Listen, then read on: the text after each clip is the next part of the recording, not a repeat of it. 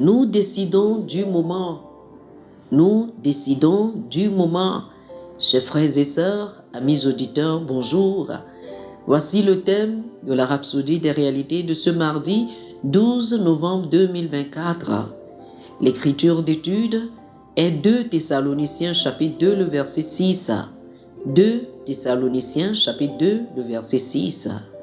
La Bible dit: Et maintenant, vous savez ce qui le retient, afin qu'il ne paraisse qu'en son temps.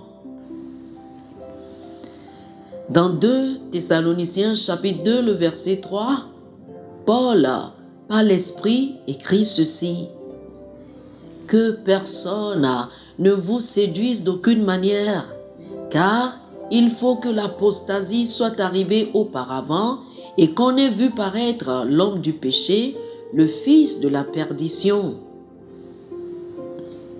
Qui est le fils de perdition? C'est l'Antéchrist. La Bible décrit comme celui qui est l'adversaire qui s'élève au-dessus de tout ce qu'on appelle Dieu ou de tout ce qu'on adore, jusqu'à s'asseoir dans le temple de Dieu, se proclamant lui-même Dieu.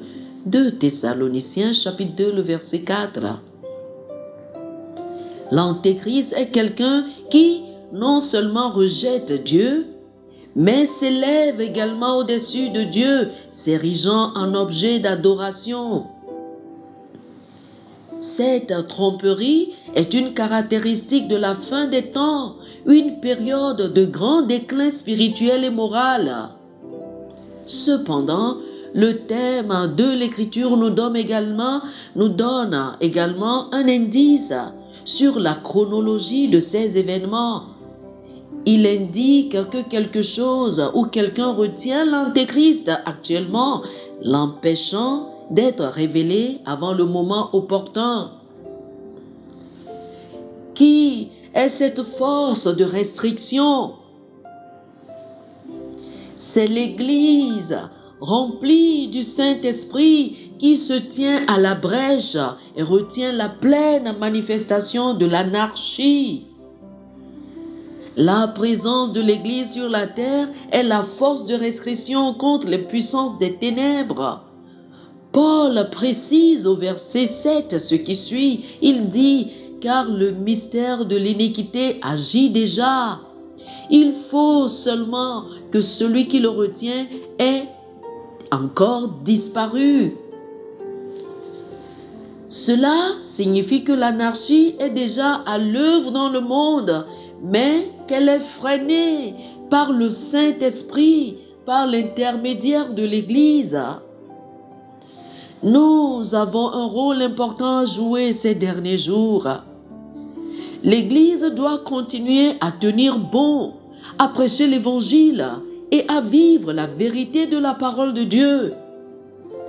Jusqu'à ce que nous soyons enlevés du chemin, nous avons l'autorité de dicter le moment de la révélation de l'Antéchrist.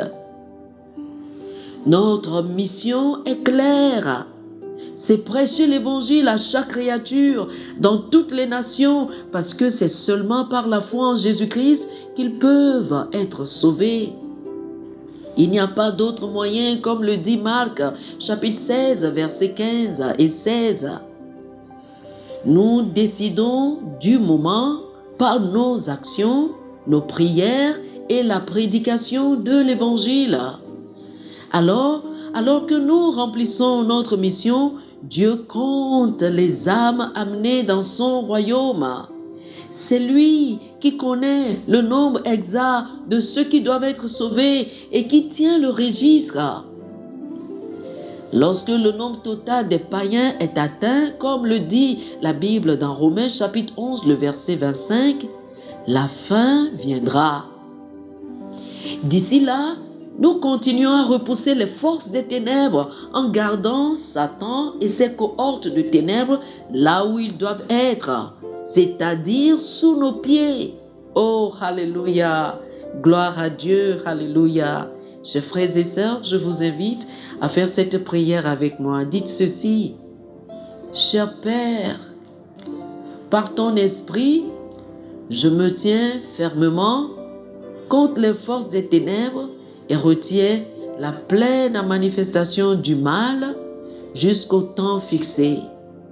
Je prie pour chaque chrétien, je prie qu'il reste ferme dans cette mission de prêcher l'évangile à toutes les nations, amenant rapidement de nombreuses personnes au salut au nom de Jésus.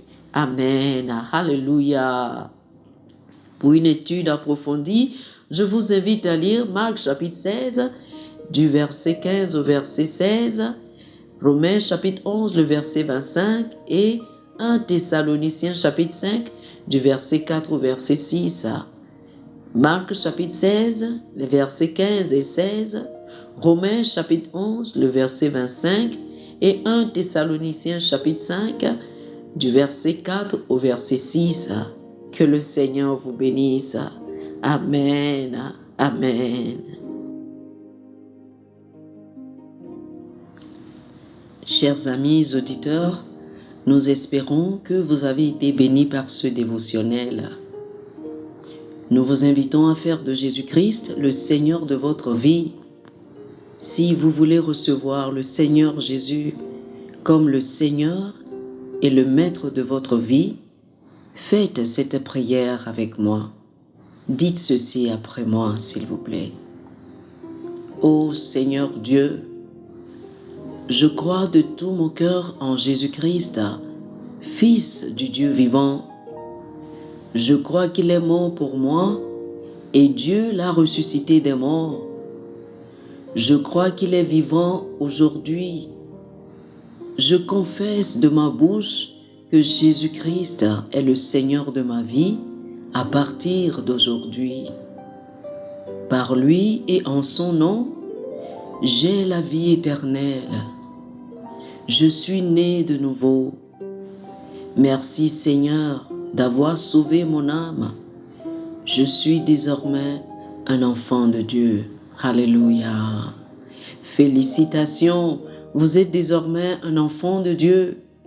Pour recevoir plus d'informations sur comment vous pouvez grandir en tant que chrétien et pour avoir une copie physique et une copie électronique de la Rhapsodie des réalités, appelez-nous sur le plus 228 91 74 69 79 plus 228 91 74 69 79.